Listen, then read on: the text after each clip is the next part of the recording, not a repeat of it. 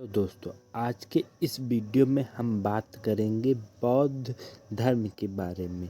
ये किस प्रकार उत्पन्न हुआ और किस प्रकार इसने अपना प्रभुत्व देश व विदेश के विभिन्न स्थानों में फैलाया और इसके अलावा कुछ अन्य महत्वपूर्ण तथ्यों के बारे में जानेंगे जो परीक्षा की दृष्टि से अत्यंत ही महत्वपूर्ण है।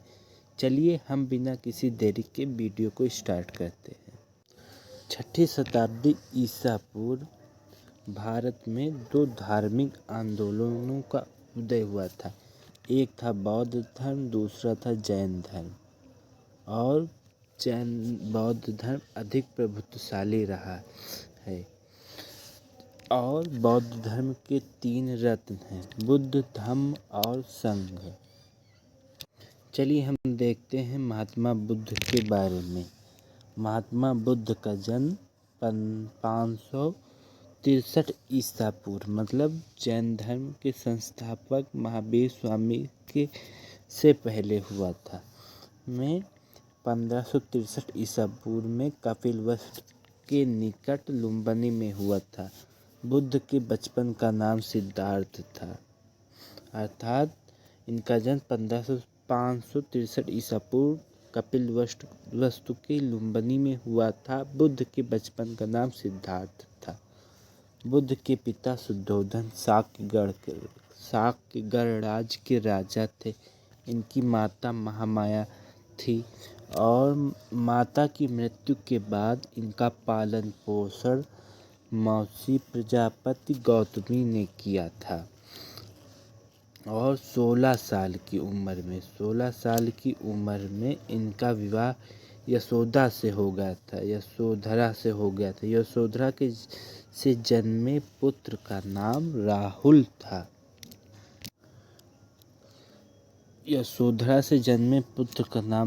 था। पुत्र जन्म के कुछ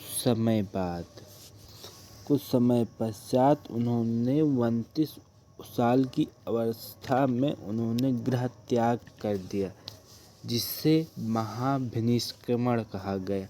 गृह त्यागने के बाद सर्वप्रथम महात्मा बुद्ध अलार कलाम के शिष्य बने। किसके शिष्य बने?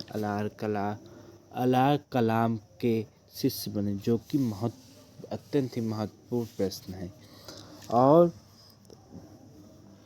उन्हें फल्गुन निरंजना नदी के तट पर उरुवेला बोधगया नामक स्थान पर ज्ञान की प्राप्ति या संबोधि प्राप्त हुई, जिसके बाद वे बुद्ध कहलाए। इन्हें तपस्या के 49वें दिन 49th डे पर ज्ञान की प्राप्ति हुई और इसके बाद ये बुद्ध कहलाए। बुद्ध मतलब ज्ञान की प्राप्ति वाला। महात्मा बुद्ध ने अपना पहला उपदेश सारनाथ में दिया, जो धर्मचक्र प्रवर्तन के नाम से प्रसिद्ध हुआ या कहलाता है। उन्होंने अपना पहला उपदेश 5 शिष्यों को दी थी और 463 ईसा पूर्व में 40 साल की या 80 वर्ष की अवस्था में मल्ल गणराज्य की राजधानी कुशीनारा या कुशीनगर, आधुनिक कुशीनगर और प्राचीन कुशीनारा में महात्मा बुद्ध का महापरिनिर्वाण मतलब मृत्यु हो गई या स्वर्गवासी हो गए।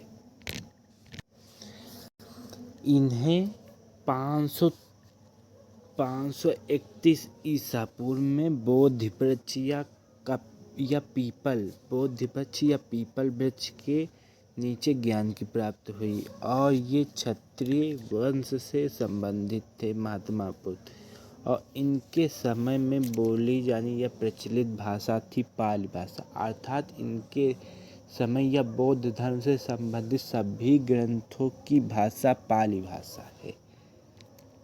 और इन्होंने सबसे ज़्यादा उपदेश श्रावस्ती में दिया, जबकि पहला उपदेश दिया था सारनाथ में अपने 5 शिष्यों को। और इन्हें लाइट ऑफ एशिया के नाम से भी जाना जाता है। लाइट ऑफ एशिया के नाम से भी इन्हें जाना जाता है।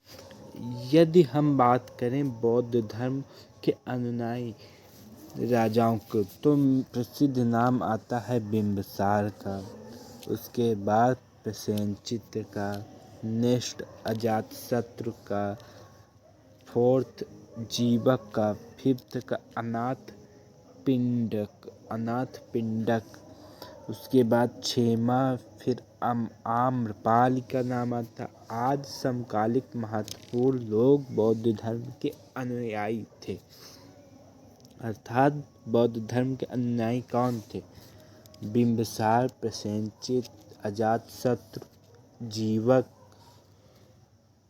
जीवक, अनाथ पिंडक, छेमा, आम्रपाली आदि समकालिक महत्वपूर्ण लोग बौद्ध धर्म के अनुयायी थे। अब हमने बात करते हैं बौद्ध दर्शन व सिद्धांत के बारे में।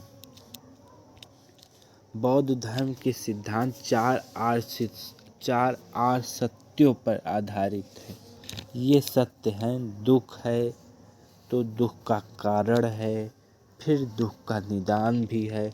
जब दुख का निदान है तो दुख के निदान के उपाय हैं। अर्थात दुख है तो दुख का कारण है तो निदान भी होगा। जब कारण है तो निदान हो, जब निदान तो निदान की प्रक्रिया भी तो होगी।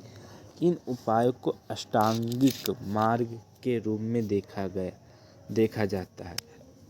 अर्थात इन उपायों को अष्टांगिक मार्ग के रूप में देखा जाता है। के प्रमुख सिद्धांत है सम्यक दृष्टि, सम्यक संकल्प, फिर सम्यक वाणी, फिर सम्यक कर्म, फिर सम्यक आजीव, सम्यक व्यायाम, सम्यक स्मृति, आठवां है सम्यक समाधि। इन उपायों को अष्टांगिक मार्ग के रूप में जाना जाता है, जो कि निम्न है: सम्यक दृष्टि, सम्यक संकल्प, सम्यक वाणी, सम्यक कर्म, सम्यक आजीवक, सम्यक व्यायाम, सम्यक स्मृति, सम्यक समाधि। इस वीडियो में बस इतना ही। कृपया हमारे वीडियो को लाइक, शेयर और कमेंट कीजिए।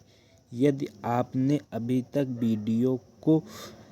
चैनल को सब्सक्राइब नहीं किया है तो कृपया सब्सक्राइब कीजिए। मिलते हैं बाकी के प्रमुख तथ्यों को जानने के लिए वीडियो या एपिसोड 2 में। तब तक के लिए बाय।